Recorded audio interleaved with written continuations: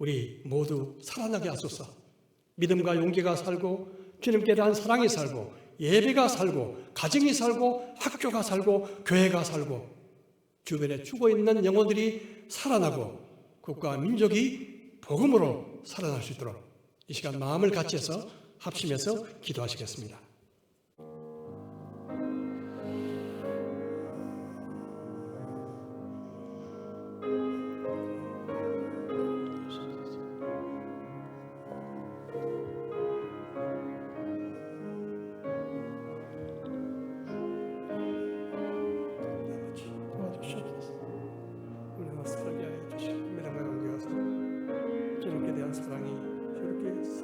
예배가 살고 가정이 살아나게 하시고 하나님 이 학교가 살게 하여 주십시오. 우리 교회가 살게 하여 주시옵소서. 아버지 하나님 부활의 소망 부활의 능력으로 우리 교회가 살고 우리 교회에 있는 수많은 주관의 영혼들이 사는 역사가 있도록 도와주십시오. 아버지 국가 민족이 복음의 능력 살아가는 역사가 있게 하여 주시옵소서. 하나님 아버지 주여 아버지 우리가 살게 하여 주시고 우리를 새로운 부활의 능력으로 새롭게 회복하고 살아가는 역사가 있도록 아버지 하나님 역사해 주시고 아버지 하나님 도와주시옵소서. 아버지 하나님 역사해 주시고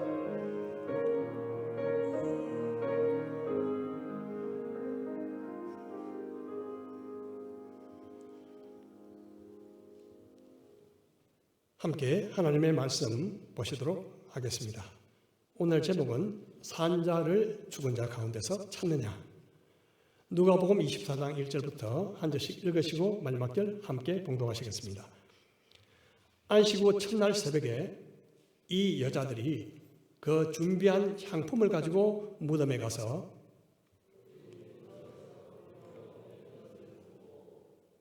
들어가니 주 예수의 시체가 보이지 아니하더라.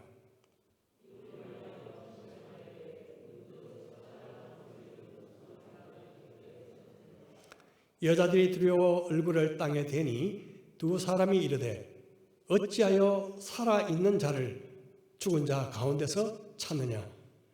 여기 계시지 않고 살아나셨느니라. 갈릴리에 계실 때에 너희에게 어떻게 말씀하셨는지를 기억하라. 아멘. 기도하시겠습니다. 주님, 오늘 부활주일 말씀을 통해 회복의 은혜를 허락해 주옵소서. 기쁨과 사명을 새롭게 회복하는 시간 되게 하옵시고 오직 부활의 주님만이 우리 안에서 찬양과 경배를 받으시옵소서. 예수님의 이름으로 기도드립니다. 아멘.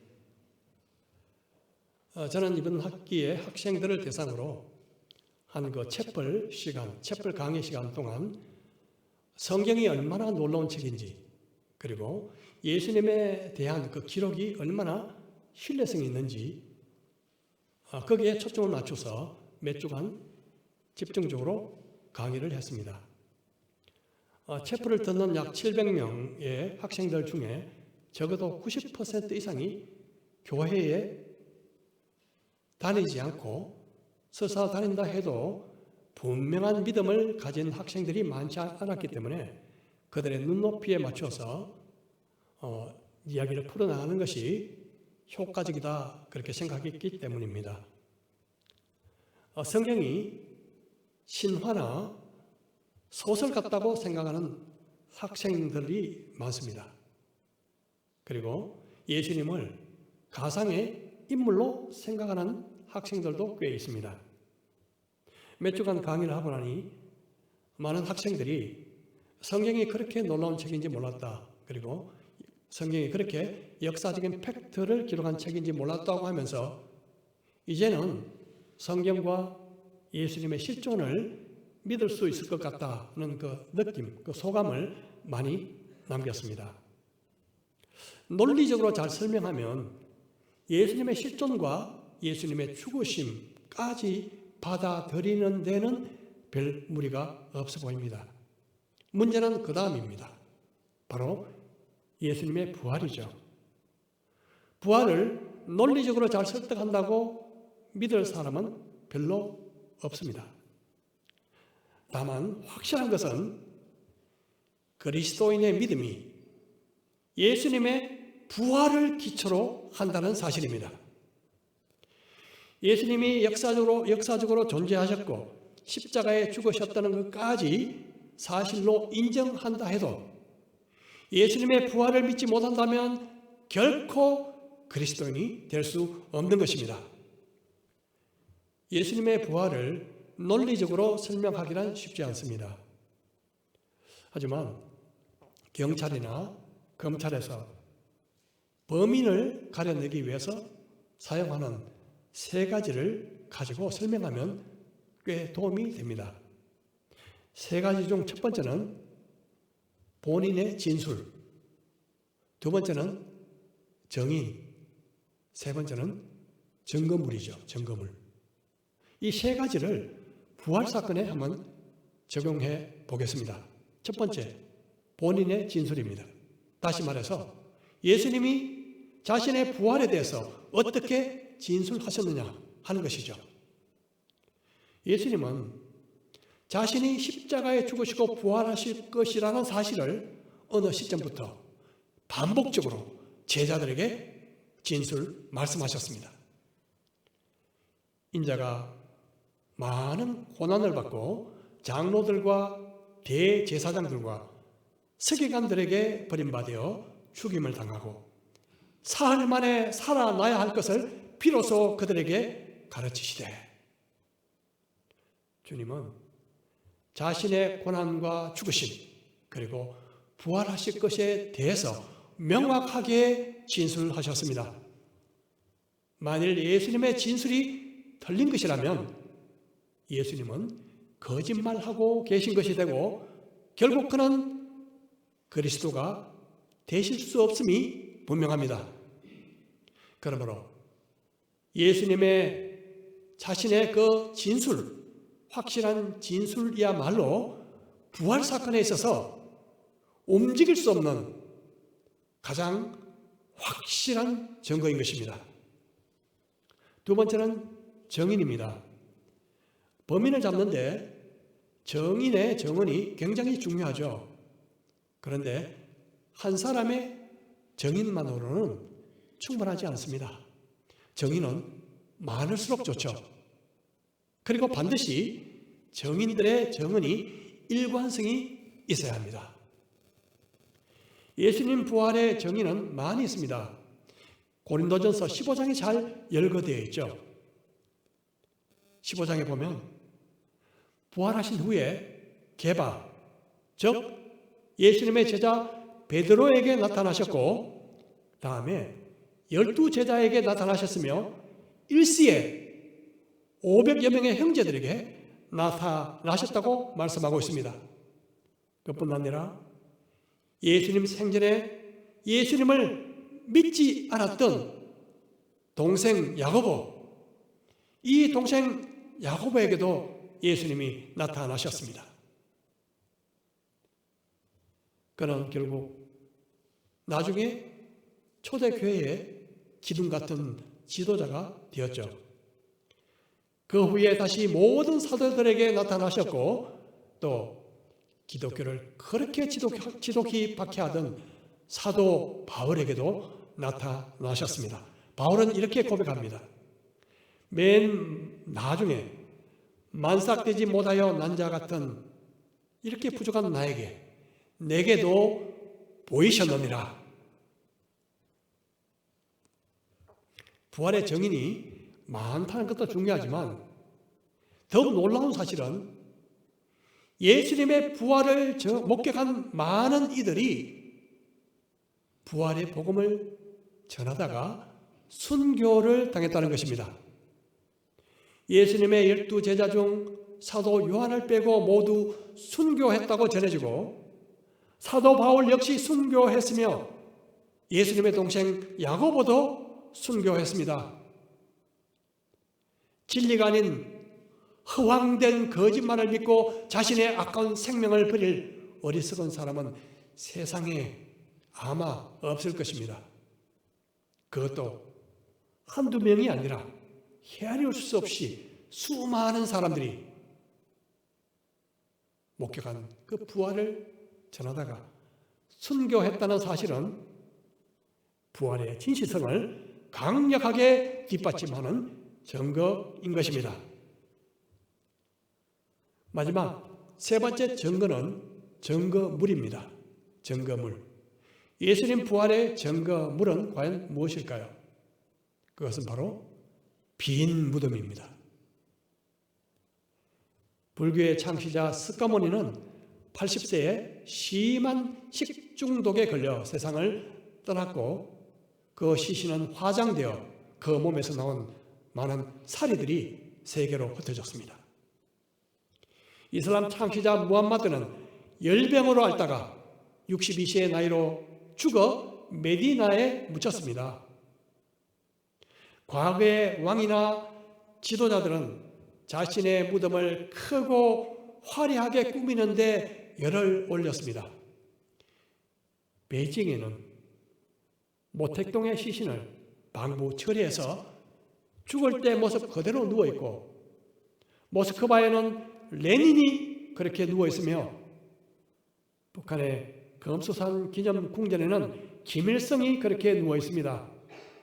하지만 죽고 나서 무덤을 자랑하는 것이 무슨 의미가 있겠습니까? 예수님의 무덤은 빈 무덤입니다. 만일 예수님이 이 땅에 다시 오시기 전에 우리가 먼저 죽어서 우리가 무덤에 묻히게 된다면 예수님께서 다시 오시는 그날 우리가 부활함으로 말미암아 우리 무덤도 역시 빈 무덤이 될 것입니다. 빈 무덤이야말로 부활의 확실한 증거 중 하나인 것입니다. 하지만 부활을 아무리 논리적으로 이렇게 설득한다 해도 쉽게 믿을 수 있는 것은 아닙니다. 하나님께서 눈을 열어주시고 깨닫게 해주시는 은혜 없이는 결코 믿을 수가 없는 것입니다. 제가 창원에 살 때 창원기능대학이라는 그 대학이 있는데요. 그 대학에 가르치시던 교수 한 분을 영적으로 제가 도운 적이 있었습니다. 저보다 한 10살 이상 많으신 분이었는데요. 참 겸손하셨습니다. 늘 어린아이 같은 마음으로 배우고 그리고 따르던 분이었죠. 제가 부산에 오고 난 한참 뒤에 그분은 중국에 선교사로 떠났고요. 그리고 몇 년 후에 선교사 신분이 발각되어서 추방이 되셨습니다. 지금은 은퇴하셨고요. 그런데 이분이 예수님을 믿게 된 과정이 아주 드라마틱했습니다. 원래 사고가 굉장히 이성적이고 논리적인 분이셨는데 부인의 간절한 기도와 요청 때문에 할 수 없이 성경을 읽기 시작하셨답니다. 처음에는 아무도 믿어지지가 않았는데 어느 순간부터 하나님의 창조까지는 믿게 되었답니다. 그런데요, 부활은, 예수님의 부활은 죽어도 믿어지지 않더라는 거죠. 그분의 표현에 따르면 아무리 믿어보려고 발버둥을 쳐도 믿기지가 않더랍니다. 그러다가 어느 날 독일에 학회가 있어가지고 가셨는데요. 그날 토요일 호텔에서 자고 다음 날 주일 아침이었는데 주일 아침에 일어나자마자 아주 신기한 일이 일어났습니다.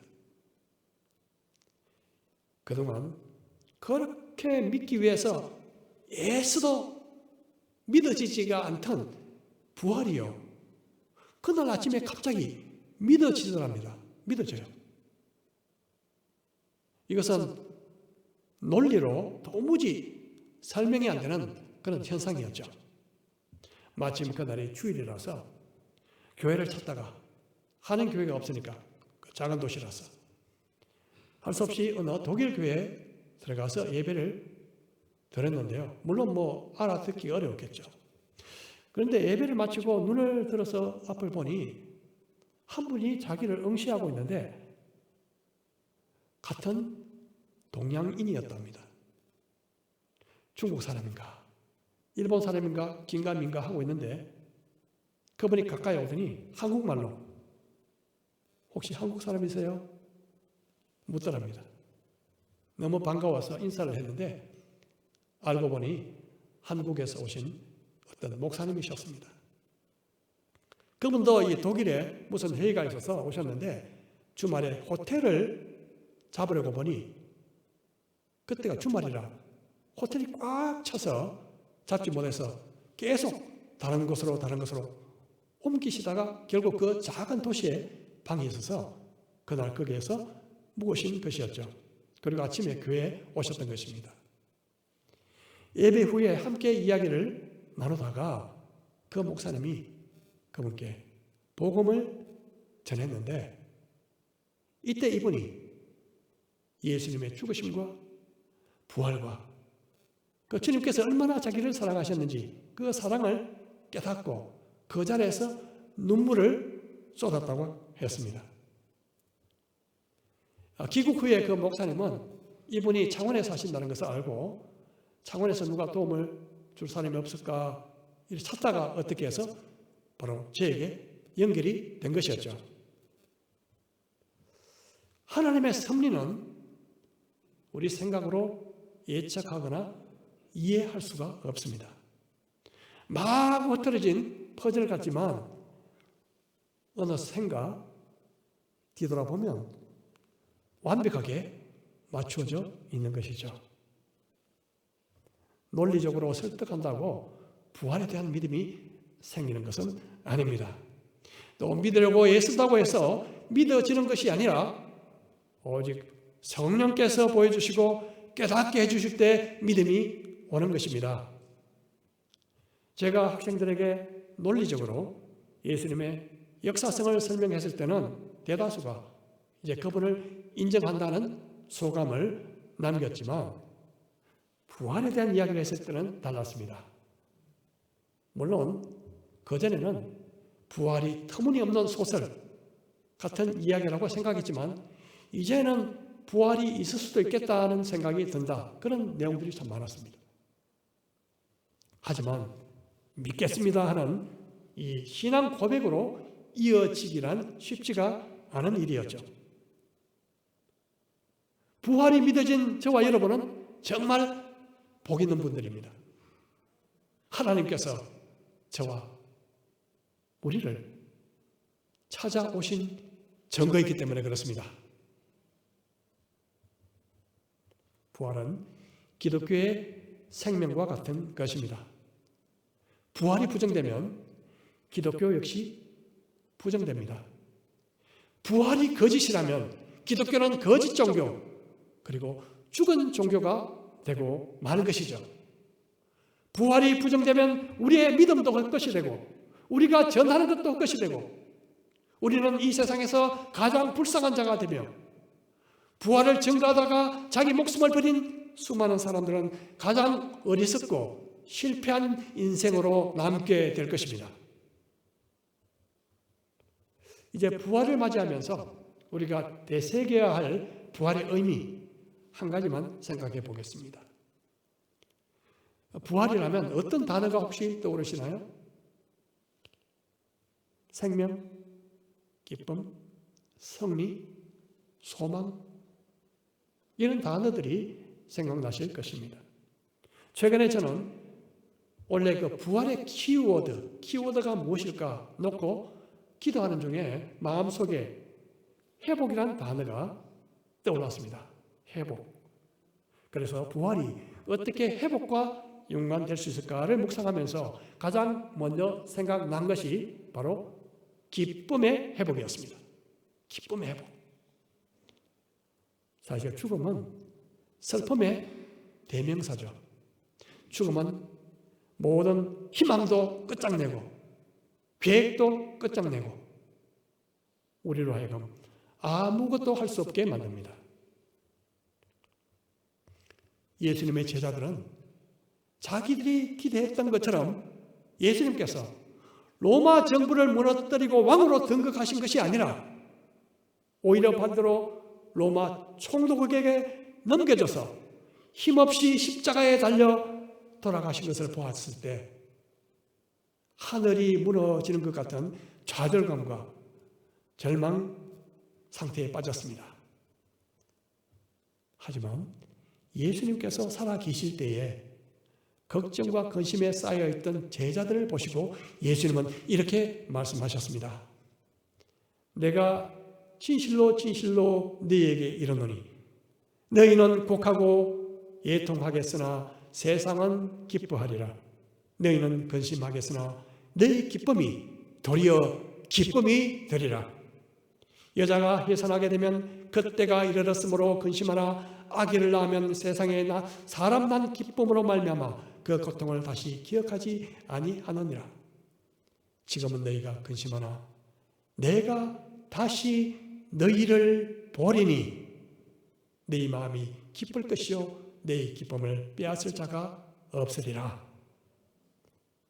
비록 너희가 나를 다시 보지 못할 것 같아 지금은 근심하고 애통하겠지만 내가 부활한 후 너희가 나를 다시 보게 될 때 주체할 수 없는 기쁨으로 기뻐하게 될 것이야. 그렇게 말씀하신 것입니다. 주일 새벽에 예수님의 시신에 향품을 바르기 위해 달려갔던 여인들이 있었습니다. 하지만 막상 도착해보니 무덤의 문은 이미 굴러져 있었고 천사가 그 돌 위에 앉아 있는데 지키던 군병들은 두려움으로 초죽음 상태가 되어 있었습니다. 이때 천사는 여자들에게 예수님이 다시 살아나셨다 그렇게 말하며 제자들에게 알리라 그렇게 전해줍니다. 이때 여자들의 반응은 어땠을까요? 그 여자들이 무서움과 큰 기쁨으로 빨리 무덤을 떠나 제자들에게 알리려고 다름질할세. 두려움도 있었지만 그 두려움을 압도하는 큰 기쁨이 있었기에 여인들은 제자들에게 그 소식을 알리기 위해 단숨에 달려갔던 것입니다. 하지만 제자들은 그 이야기를 듣고도 처음에 잘 믿지 않았습니다. 바로 이날 저녁 그들이 유대인들을 무서워해서 모인 곳의 문들을 다 닫고 두문 불출하고 있을 때 예수님이 그곳에 나타나셨습니다. 예수님은 그들에게 평강이 있을지어다 그렇게 하시며 손과 옆구리에 상처를 친히 보여주셨습니다. 이때 제자들의 반응은 어땠을까요? 요한복음 20장 20절 이 말씀을 하시고 손과 옆구리를 보시니 제자들이 주를 보고 어떻게 해요? 기뻐하더라. 예수님의 부활은 슬픔을 기쁨으로, 절대 절망을 절대 소망으로, 낙심을 용기로, 죽음을 생명으로 회복시키신 반전의 결정판인 것입니다. 이번 부활절을 맞아 우리가 잃었던 기쁨, 그 기쁨을 새롭게 회복하는 은혜가 있으시기를 축복합니다. 부활의 기쁨이 있으면 슬픔도 참을 수 있고 걱정도 이겨낼 수 있고 고통과 그리고 고난도 극복할 수 있는 것입니다. 또한 부활은요, 우리의 기쁨만 회복시키는 것이 아니라 우리의 잊어버렸던 혹은 잃어버렸던 사명을 회복하게 합니다. 주님께서 돌아가신 후에 제자들은 방향을 잃고 우왕좌왕했습니다. 하지만 부활의 주님을 만난 후에 그들은 다시 사명을 회복했습니다. 오늘 찬양대에서 불렀던 엠마오로 가는 두 제자, 시기와 절망에 빠져 예루살렘을 벗어나 도망가고 있던 이 두 제자도 부활하신 예수님을 만난 후에 마음이 뜨거워져서 오던 일을 다시 돌이켜 예루살렘으로 향했습니다. 예수님의 부활 후 몇몇 동료 제자들과 함께 갈릴리 바다로 다시 고기 잡으러 갔던 그 베드로, 사랑하는 주님을 3번씩이나 부인했던 실패감과 죄송함이 아직까지 뼛속 깊이 남아있던 그에게 부활하신 주님이 이런 새벽 찾아와 내가 나를 사랑하느냐? 내가 나를 사랑하느냐? 내가 나를 사랑하느냐?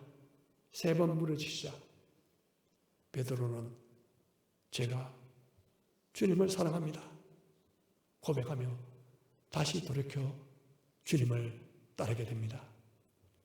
그리고 부르신 사명에 헌신하다가 예수님처럼 십자가에서 달려갈 길을 마쳤습니다. 부활 사건은 우리에게 사명을 다시 일깨워주고 다시 돌이키게 합니다. 이번 부활절을 점해서 우리 교회가 모두 함께 기쁨과 사명을 회복할 수 있는 것이 뭘까 기도하고 생각하던 중에 이전에 저희가 후원하던 해외 선교사님들이 떠올랐습니다.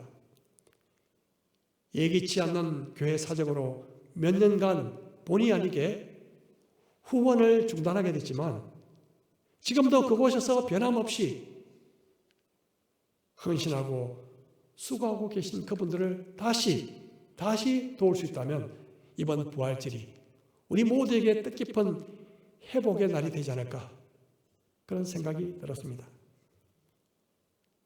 그래서 운영위원회에 제 의견을 올렸더니 모두 만장일치로 적극적으로 동의하시고 찬성을 해 주셔서 이번 달부터 5분의 선교사, 해외 선교사 후원을 다시 회복시키기로 했습니다. 그래서 부랴부랴 연락을 했더니요 모두 감사하고 기뻐하더라고요. 아마 그분들에게도 특별한 부활절 소식이 되었다고 생각합니다. 그분들이 우리 교회 성도들에게 전하는 인사말이 있는데 잠깐 영상을 우리 보시도록 하겠습니다.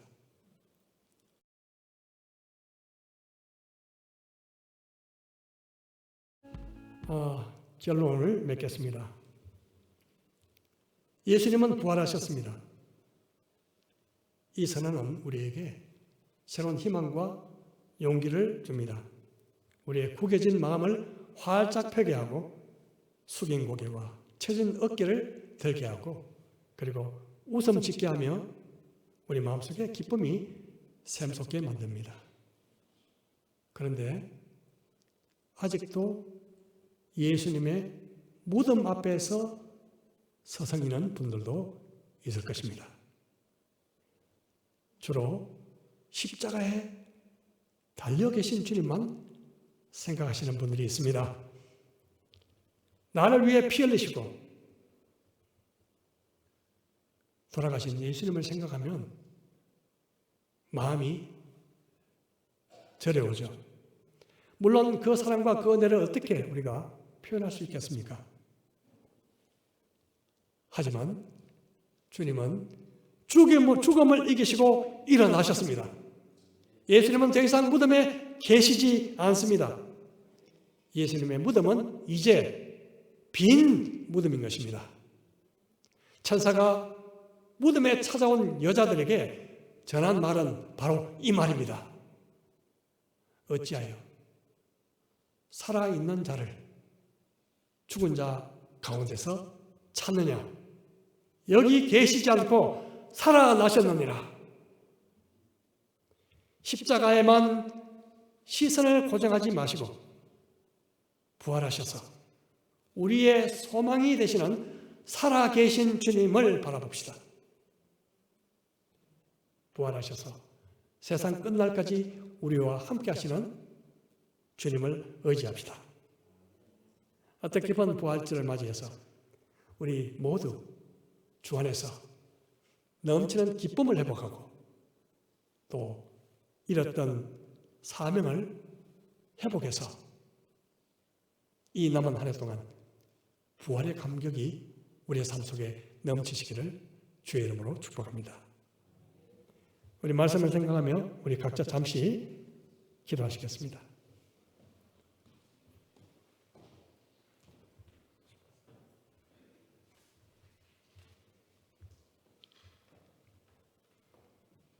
부활절을 맞이해서 내가 과연 다시 회복해야 할 것이 무엇인지, 기쁨인지 사명인지 이 시간 다시 한번 주님 앞에 묻고 기도하시며 다시 한번 주님의 도우심을 구하는 시간 되기를 바랍니다.